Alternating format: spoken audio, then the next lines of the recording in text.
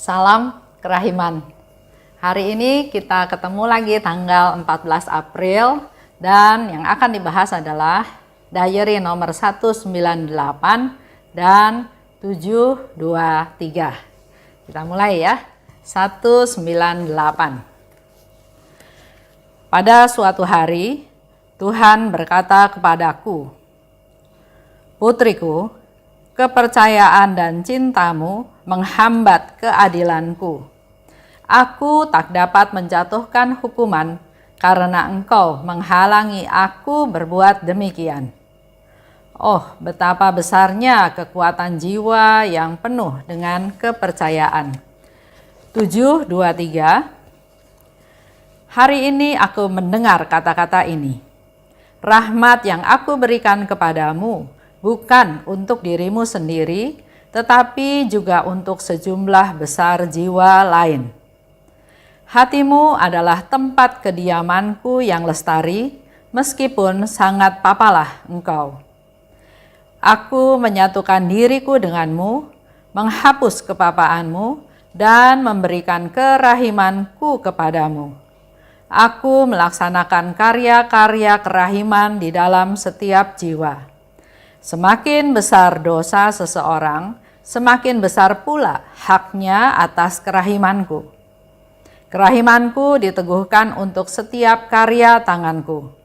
Ia yang berharap pada kerahimanku tidak akan binasa, karena semua masalahnya akan menjadi masalahku, dan musuhnya akan tercerai-berai di bawah tumpuan kakiku. Itu yang dikatakan oleh Tuhan Yesus kepada Suster Faustina. Ya, kita baca sama-sama. Putriku, berulang kali Yesus menyebut Suster Faustina sebagai putriku.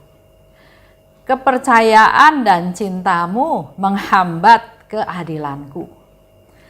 Ada iman yang teguh dari Suster Faustina dan ada cinta yang besar dari Suster Faustina. Dua hal ini justru menghambat Yesus untuk melaksanakan keadilannya. Aku tidak dapat menjatuhkan hukuman. Yesus nggak bisa jatuhin hukuman karena engkau menghalangi aku berbuat demikian. Jadi dengan iman yang teguh, dengan cinta yang besar, tanpa kita sadari, kita menghalangi Yesus untuk melaksanakan keadilannya. Menghalangi aku untuk berbuat demikian, kata Yesus ya. Disimpulkan, kita menjadi tahu betapa besarnya kekuatan dari jiwa yang penuh kepercayaan. Kalau kita punya iman yang besar, seperti di Injil ya, disebutkan asal imannya sebesar biji sesawi aja, dia udah bisa pindahin gunung. Jadi luar biasa kekuatan, kemampuan, powerfulnya daripada suatu iman, suatu kepercayaan. Kita percaya penuh pada Tuhan, maka tidak ada yang mustahil. Inilah iman, inilah percaya penuh pada Tuhan. Orang yang percaya penuh pada Tuhan adalah yang mengandalkan Tuhan, yang yakin pada Tuhan, enggak ragu-ragu, enggak kurang percaya. Tuhan tidak akan mengecewakan. Itu yang harus kita ingat terus. Saya punya Tuhan, Tuhan yang maha kuasa, yang maha rahim, yang maha kasih, dan Tuhan tidak pernah mengecewakan. Kita akan mendapat rahmat dari Tuhan. Yang tadi dikatakan ya, Tuhan tidak pernah akan mengecewakan manusia. Manusia yang seperti apa? Bukan hanya kita berdosa terus kita nggak pernah dikecewakan Tuhan ya, tapi Tuhan tidak akan mengecewakan manusia yang membiarkan dirinya supaya Tuhan berkarya dalam dirinya. Supaya Tuhan yang menguasai, yang memanage, yang mengatur semua dalam dirinya. Jadi mengandalkan Tuhan, berserah pada Tuhan. Yang menomorsatukan Tuhan. Bandingkan dengan hidup kita. Apakah kita sudah menomorsatukan Tuhan? Atau bahkan malah Tuhannya yang paling belakang? Semua dunia, urusan dunia diberesin dulu, kerjaan, rumah tangga, semua diberesin dulu. Baru terakhir, waktu-waktu terakhir udah capek, udah mau tidur, baru Tuhan. Itu bukan memprioritaskan Tuhan. Orang yang mengandalkan Tuhan selalu menomorsatukan Tuhan. Jika percaya kita punya iman, ya, iman pada Tuhan dan disertai dengan kasih, maka hidup kita akan terjamin. Kalau Bapak Ibu punya iman, percaya pada Tuhan dan didasari dan kita juga punya kasih dalam nyata dalam perkataan, perbuatan dan doa kita, maka hidup kita akan terjamin. Karena kita seutuhnya ada di dalam Tuhan. Kasih. Kita bicara tadi ya, ada percaya dan kasih. Kasih.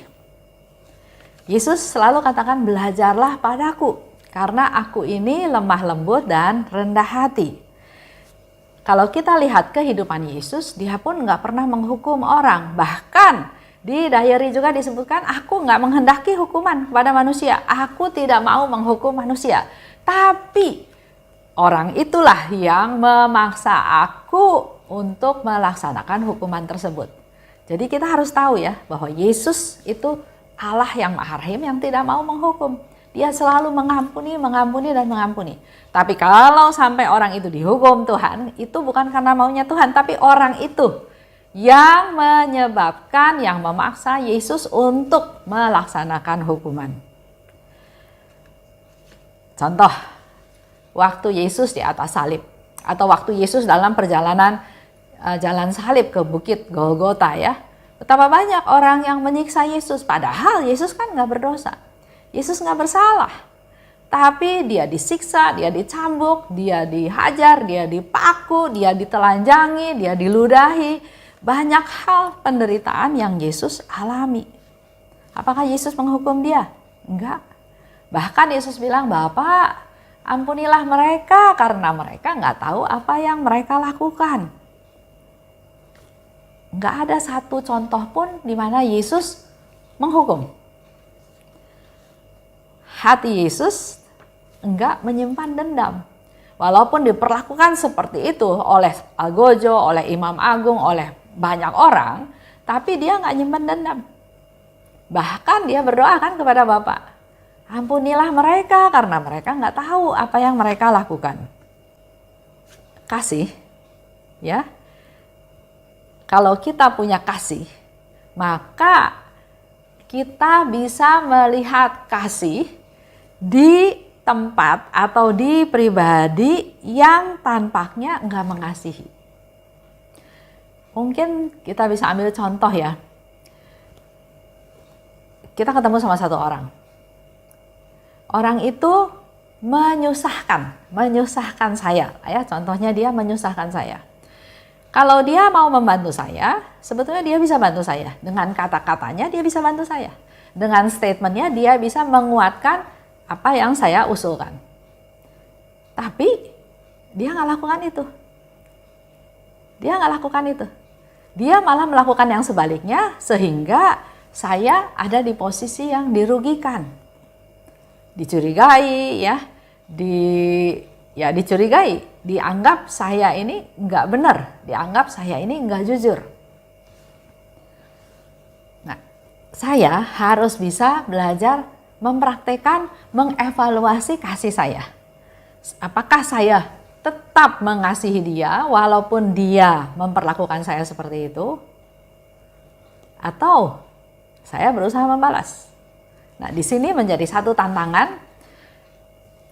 Saya mengasihi dia, saya dirugikan oleh dia, dibikin susah oleh dia, tapi saya tetap bisa melihat kasih di dalam diri dia.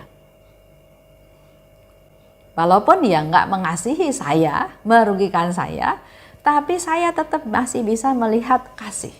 Nah, inilah yang perlu dipraktekkan dalam kehidupan sehari-hari supaya dengan begitu nggak ada dendam, nggak ada balas dendam, nggak ada iri.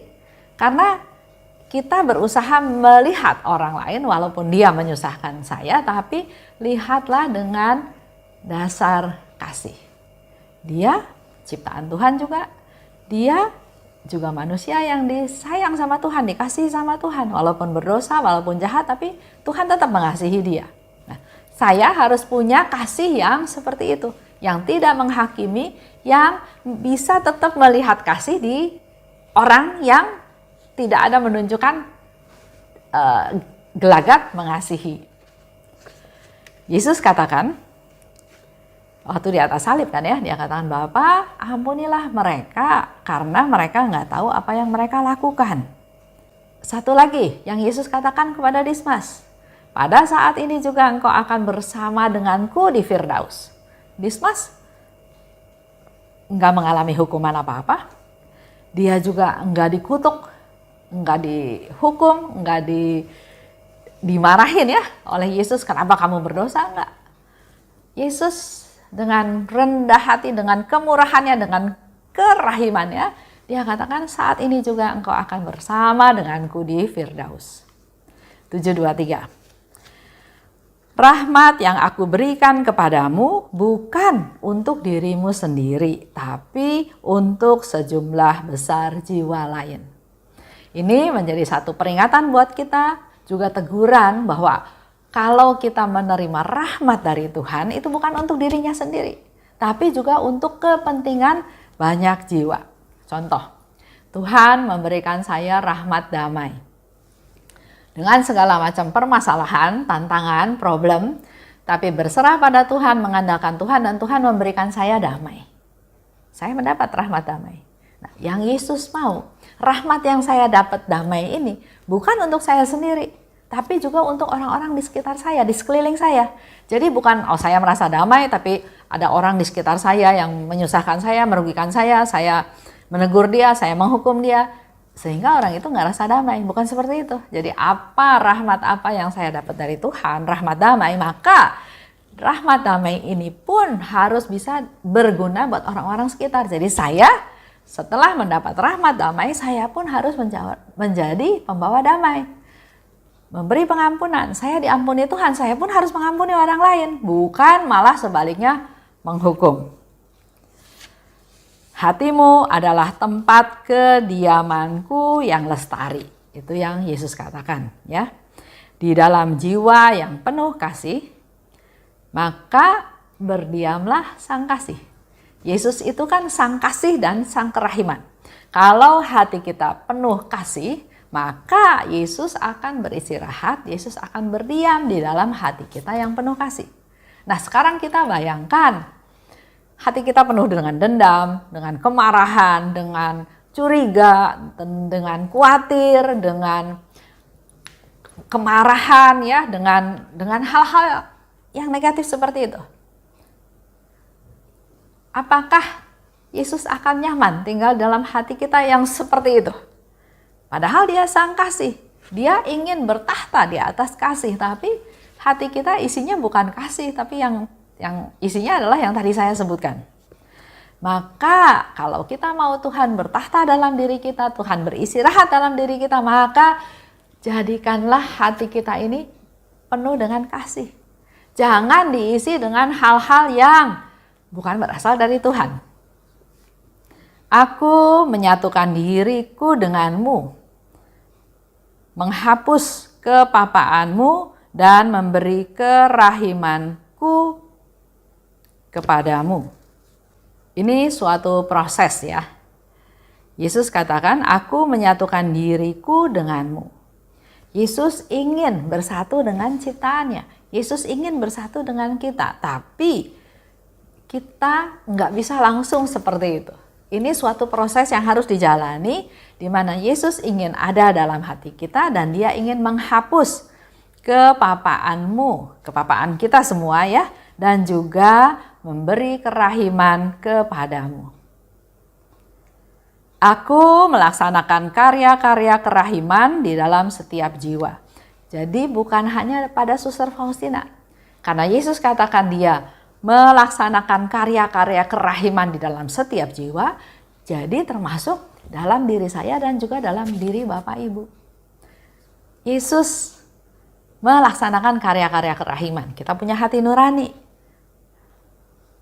Kita buka hati kita belajar peka, mendengarkan Tuhan dan bisa menjadi pelaku atau pelaksana daripada karya-karya kerahiman. Karena Yesus katakan di setiap jiwa.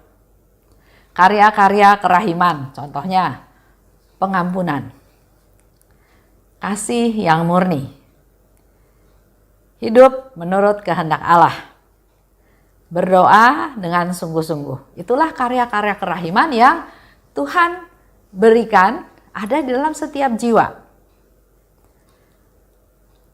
Kenapa dalam setiap jiwa? Enggak dibedakan oleh Tuhan. Dia ingin itu semua dialami oleh setiap jiwa. Mengalami kasih-Nya Tuhan. Dan mengantar mereka dari yang hatinya keras, hatinya dingin, hatinya seperti batu, menjadi orang-orang yang berbelas kasih. Tuhan bisa berkarya melalui banyak hal. Yang secara langsung ya, melalui Roh Kudus. Yang enggak langsung, misalnya bisa melalui sesama. Tuhan berkarya melalui sesama juga bisa melalui orang-orang yang baik dan orang-orang yang enggak baik. Itu terserah Tuhan.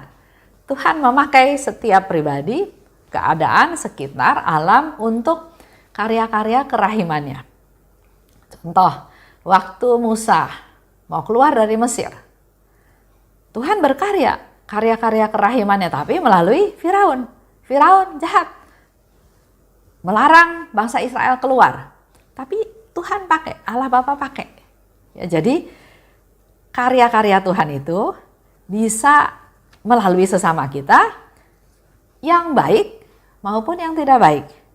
Bisa segala cara ya Tuhan pakai atau juga bisa melalui alam.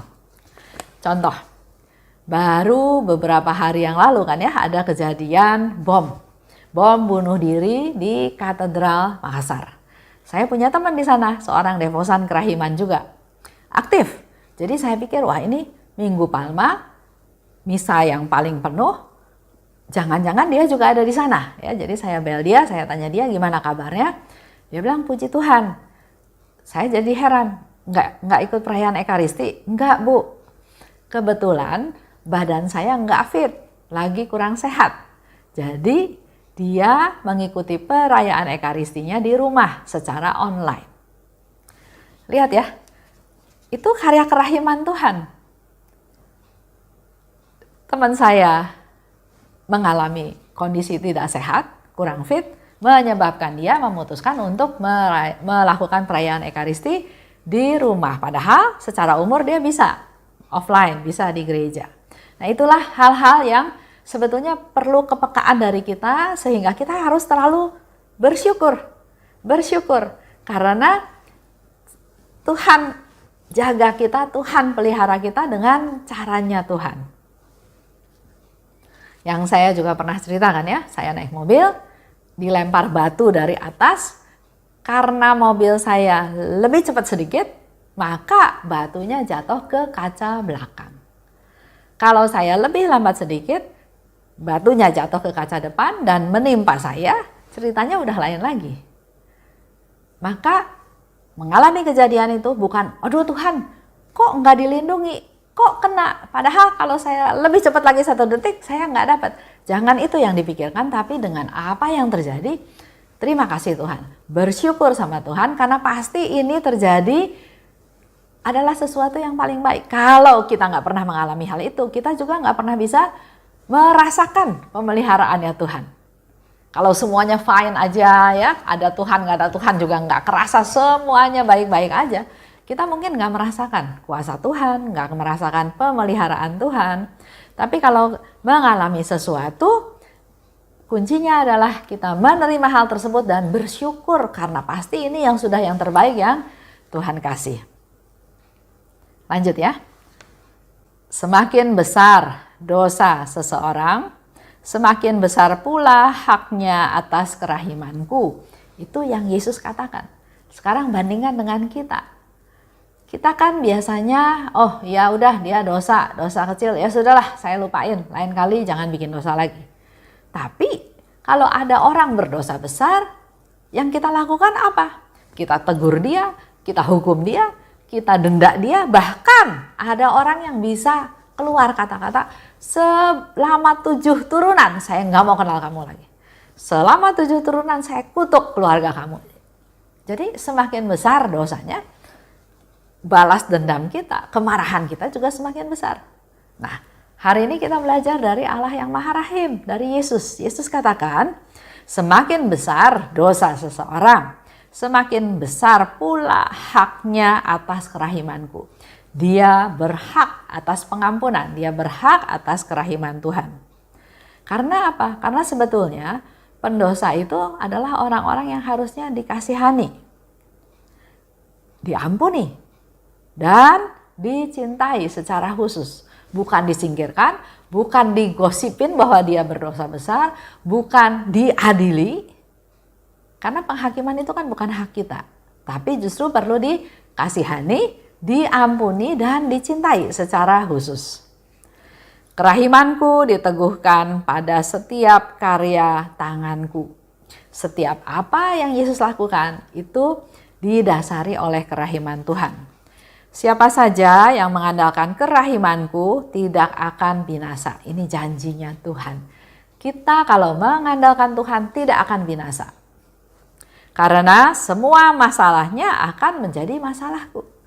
Bapak Ibu punya masalah, Yesus katakan itu akan jadi masalahku, bukan masalahmu lagi. Tapi kita perlu mengandalkan kerahimannya Tuhan. Dan Yesus katakan lebih lanjut, musuh-musuhmu juga akan tercerai-berai di bawah tumpuan kakiku. Itu janjinya Tuhan. Masalahmu menjadi masalahku, kata Yesus, dan musuh-musuhmu akan tercerai-berai di bawah tumpuan kakiku. Maka kembali lagi saya mau ingatkan di sini, khususnya juga dalam bulan April kita bicara tentang trust. Yesus, engkau andalanku, maka mari kita mengandalkan Tuhan. Melepaskan kepercayaan, keyakinan bahwa saya bisa, tapi kita perlu betul-betul berserah dan mengandalkan Tuhan. Rendah hati, Papa tidak berdaya, hanya Yesus yang kita andalkan. Musuh-musuh itu bisa dalam arti yang membuat kita jadi berdosa. Marah, keras hati, jadi budak kebencian ya, iri, marah, dendam. Nah, itu musuh-musuh kita. Ini pun akan tercerai-berai, akan hilang, akan menjadi orang-orang yang rendah hati. Itu aja untuk hari ini. Mari Bapak Ibu bersama-sama melalui peristiwa demi peristiwa kita tetap berpegang untuk tetap mengandalkan Tuhan. Karena memang Tuhan adalah Tuhan yang segala-galanya, dan tadi banyak janji yang Tuhan berikan kepada kita. Kalau saya hidup mengandalkan Tuhan, maka masalah saya menjadi masalahnya Tuhan, dan musuh-musuh saya akan tercerai-berai di bawah kakinya. Itu aja untuk hari ini. Terima kasih. Salam kerahiman.